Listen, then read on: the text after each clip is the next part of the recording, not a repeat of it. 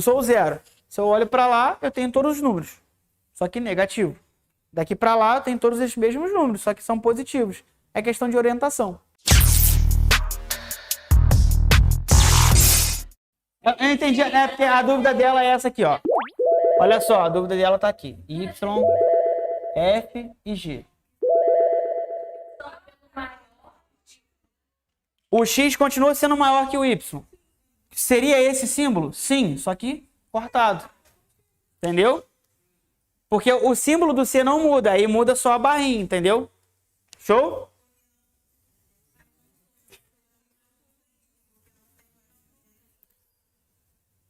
Mas o lance da boquinha, show? Beleza, gente? Então eu vou apagar isso aqui só para não confundir. Olha o exemplo da letra C. Y e X. Poderia ser essa letra? Poderia.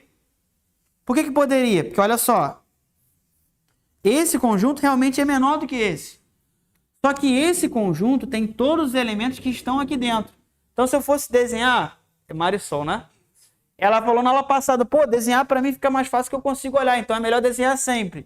Sim, ó. Se eu tenho o conjunto X, seria assim, ó. X, o Y aqui dentro, A e B. Aqui do lado de fora, C e D. Então o X, ele tá dentro, o Y realmente está dentro do X. Então não poderia ter esse traço aqui. Beleza? Teria que ser assim. Aí também seria certa essa alternativa. Só que como ele colocou o traço aqui, errou. Beleza?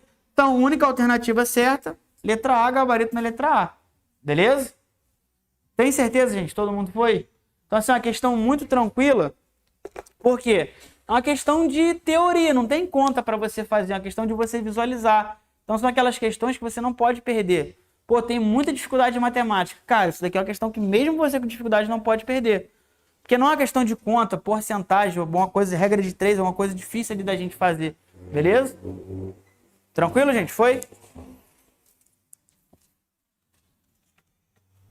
Não falou nada. Esse negocinho em breve vai sair daí, ele vai ficar aqui, o que realmente atrapalha quem tá na frente. Fica o computador na cara do aluno. Quê? Consegue? Ali é só o monitor. Eu só vejo o chat ali. Entendeu?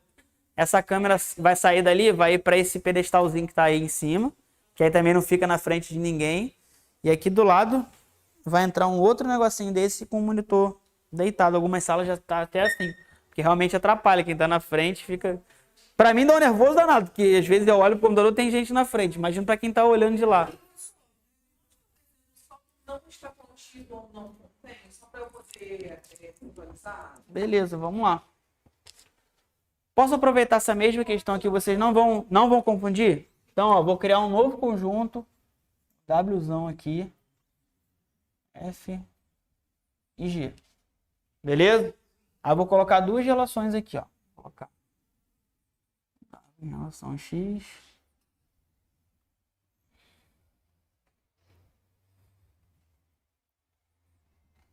Y em relação a W. Beleza? Então, ó, vamos lá. Tem o conjunto W, tem o conjunto X. Quem é maior? X. Qual é a letra que eu tenho que usar, então? Essa. Beleza? Tá. W é o conjunto formado pela letra F.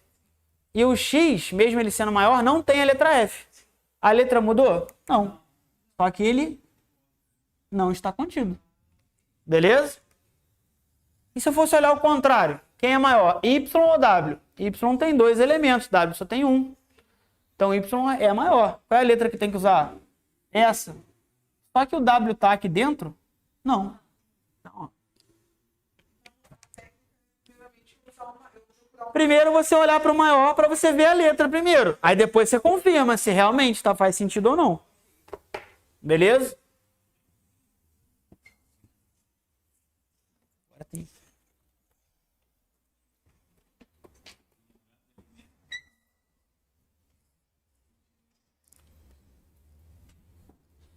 Sim, Rafael. A pergunta do Rafael de casa foi a seguinte. Para eu falar que um conjunto é exatamente igual ao outro, o que tem que acontecer? Eles têm que ter os mesmos elementos, beleza? Então, por exemplo, se eu visse aqui com uma outra letra, com a letra, sei lá, um Z maiúsculo, e falasse que eu tenho os elementos A e B no conjunto Z maiúsculo. Qual é a relação do conjunto Z com o conjunto Y? Um é igual ao outro, beleza? Porque eles têm os mesmos elementos. Então a nomenclatura tem que ser igual, beleza? Mas se difícil aparecer, eu nunca vi. Fala. É porque senão ele ia ficar com o mesmo tamanho. Então, aí as duas relações valem. Entendeu? Tanto do contém quanto do está contido. Se eles tivessem o mesmo tamanho, entendeu? Só que como gera discussão, geralmente os concursos fogem disso. Entendeu? Porque gera discussão. Porque aí, por exemplo, numa questão dessa, que a chance de você ter duas respostas certas é alta. Entendeu? Então eles não... Você vai chegar num momento que você não vai encontrar um conjunto com esse. Ele sempre vai te dar uma ideia que um conjunto tem um tamanho diferenciado em relação ao outro. Beleza? Tranquilo, gente? Posso apagar esse pedacinho de cá? Então, pessoal, o que acontece agora? Agora, a gente chega num momento da matemática que a gente tem que entender mais sobre as características dos números. E eu lembro que na primeira aula de conjunto que eu falei, eu comecei a falar sobre esse assunto, eu dei a seguinte definição para vocês. O que é um conjunto? Não é a reunião de coisas ou pessoas ou elementos que têm características semelhantes? Então, toda vez que eu conseguir reunir alguém que tem alguma característica semelhante, eu estou fazendo um conjunto disso, beleza? Só que quando eu olho para todos os números que eu tenho, eu sei que são infinitos números, tem alguns números que têm algumas características em específico. Tem números que são parecidos com outros, certo?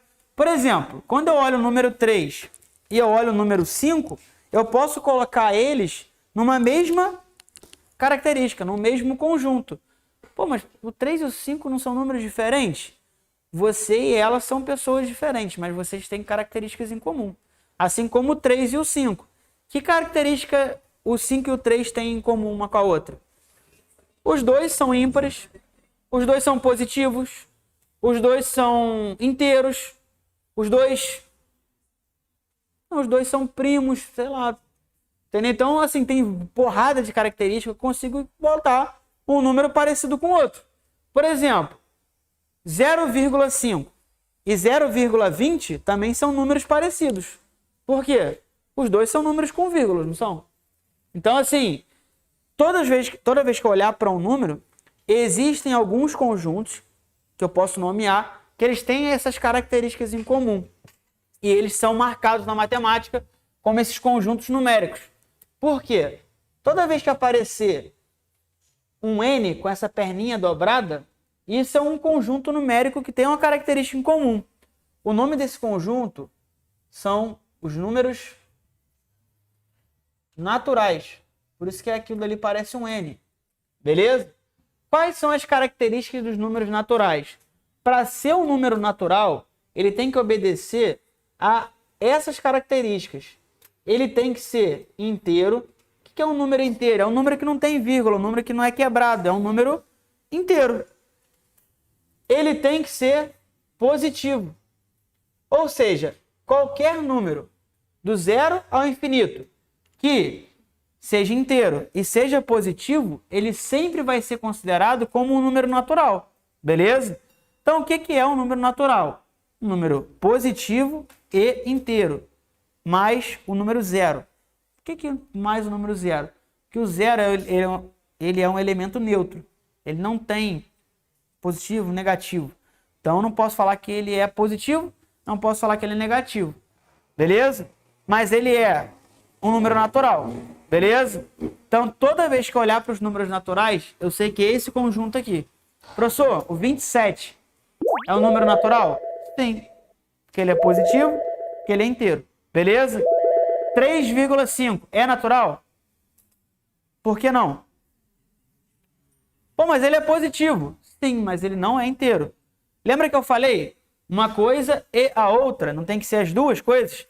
Então, se ele tem que ser positivo e inteiro, ele tem que ser positivo e inteiro. Ele tem que ser as duas coisas. Beleza? Tranquilo, gente? Esses foram os primeiros números que apareceram na natureza. Por quê? A gente nasceu com 10 dedos. Por isso que a gente usa o sistema decimal para contar. Então, a gente consegue visualizar 1 unidade, 2 unidades, 3 unidades, 4 e assim por diante. Então, quando eu comecei a contar, foram os primeiros números que apareceram. Beleza? Mas imagina só que eu tenha um pastoreio de ovelhas lá antes de Cristo e eu vi que começou a desaparecer a ovelha. Eu comecei a entender que eu perdi as ovelhas, certo? Como que eu vou criar um número negativo, então, se eu só tenho esses números?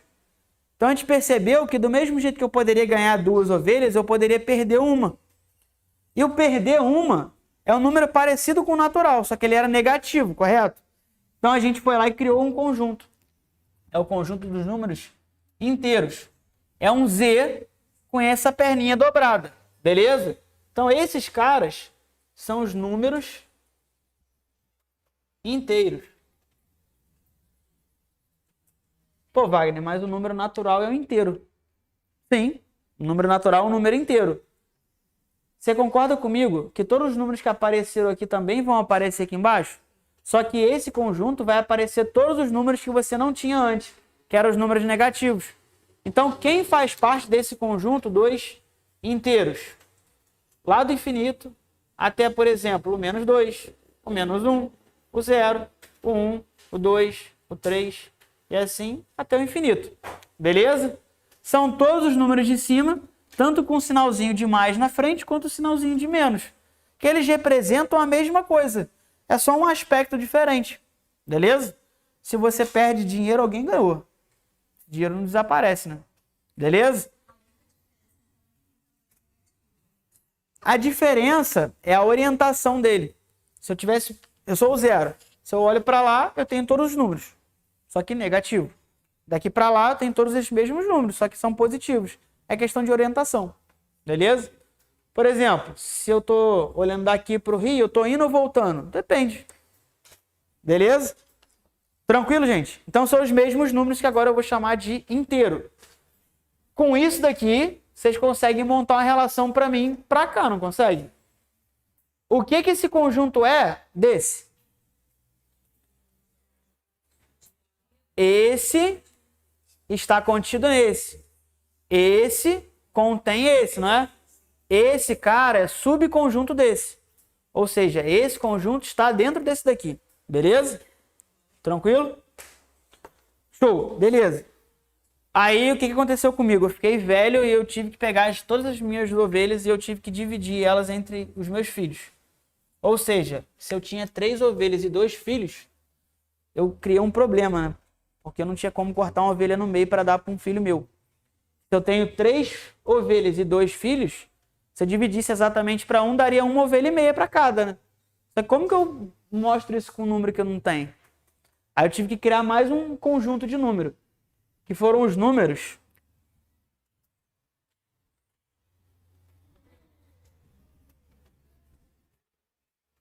racionais. É um Q.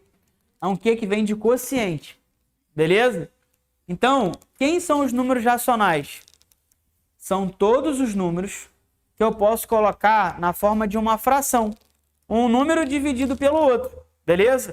Qual foi o exemplo que eu dei agora? Não foi o 3 dividido para 2? Que é o 1,5? Beleza?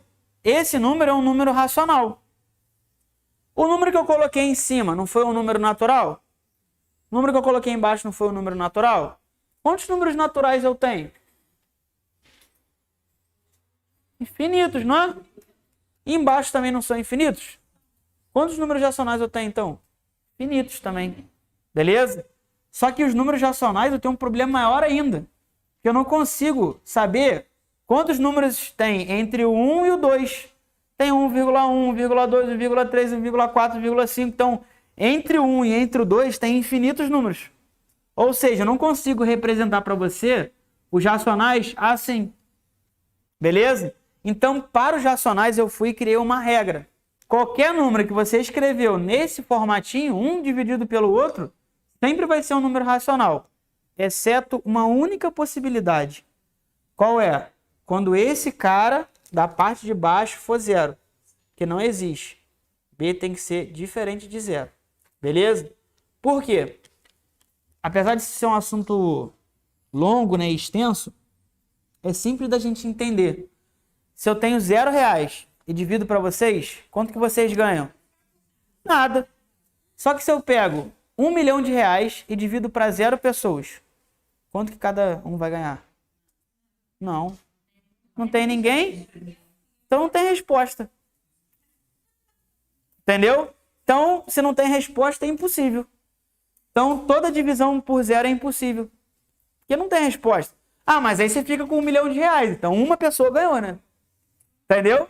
Ou seja, quando você tem uma divisão por 0, isso não existe. Então, qualquer número que você coloque na forma de fração pode ser um racional. Beleza? Esses números aqui, então, podem ser racionais? Pode. Se, por exemplo, eu pegar o 2 e dividir para 1, quanto que dá? 2, não dá? Ih, foi mal. Se eu pegar o 2 e dividir para 1, quanto que dá? 2. Mas 2 dividido para 1 não é uma fração? É, então esse cara contém esse e esse. Se eu pegar, por exemplo, o menos 3 e dividir para 1, quanto que dá? Menos 3. Então esse cara também está aqui dentro. Se eu pegar o 5 e dividir para 2, ele não tá aqui nem está aqui, né? Que é um número com vírgula. Beleza?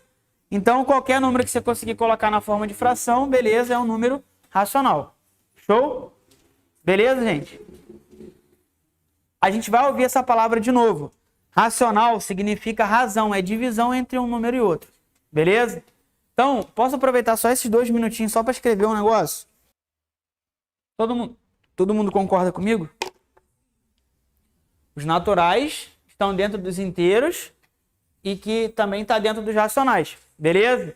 Por exemplo, eu tenho um número que é só natural. Por exemplo, o 5. Eu tenho um número que é só inteiro, tipo o menos 3. E eu tenho aqui um número que é só racional, tipo 1 sobre 2. Beleza? Seu nome é? Que me fez a pergunta do tamanho. Você? Davi? Olha só que interessante. Quantos elementos tem aqui nesse conjunto natural? E nesse? E aqui? Então você vai falar para mim que todos os conjuntos são iguais? Mas eu consigo te deixar claramente uma visão que um é maior que o outro, apesar deles terem infinitos elementos. Beleza? É o que pode acontecer. São infinitos elementos, mas aqui a gente consegue saber que um infinito é maior do que o outro. Beleza? Então isso pode aparecer. Certo? Tranquilo, gente, isso aqui? Tem certeza? Na semana que vem a gente continua então, porque tem mais conjuntos para entrar aqui, tá?